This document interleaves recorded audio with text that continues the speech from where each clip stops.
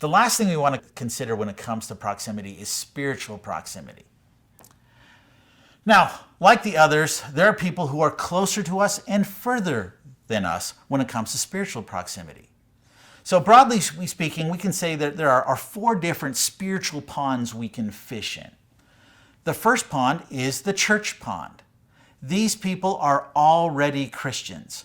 They already love Jesus and they already go to church just like you. The next is the de-churched pond. These people used to go to church. Yeah, they still believe in God and they're still good people and they may even still call themselves Christians. They just don't really go to church anymore. Then there's the unchurched curious pond. These are people who describe themselves as spiritual but not religious. Yeah, they would never call themselves churchgoers and probably wouldn't call themselves Christians, but they're spiritually open people and would love to have a conversation. And then the furthest away is the hostile pond, where they hate God, they hate Jesus, and they hate you. Now, unlike the others, all the others, the closer somebody is to you, the easier they are to reach. But that is not true here. Here, with these 4 ponds, 2 of these ponds have excellent fishing, 2 of these ponds have terrible fishing. The ponds that have terrible fishing are the hostile. And if you hate God, hate Jesus, and hate you, getting a colorful flyer in the mail isn't going to change your opinion. But the other pond which has terrible fishing is the churched pond. What's going on there?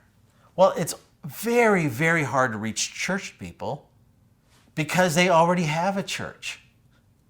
They're already going to a church. And just put yourself in their shoes. You get a colorful flyer from a church down the street, you're not going to go to that church because you already have a church. Unfortunately, the vast majority of churches, when we go fishing, we try to fish in the church pond. You look at the website, you look at our language, you look at our songs, our style of preaching, it's all, we're fishing for churchy church McChurch.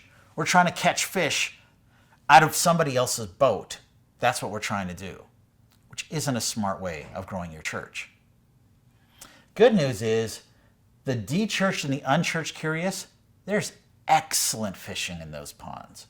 Those people don't already have a church they're committed to, but they're spiritually curious and spiritually open-minded and totally reachable. If you fish for these fish and bait the hook for these people, you can catch them by the hundreds.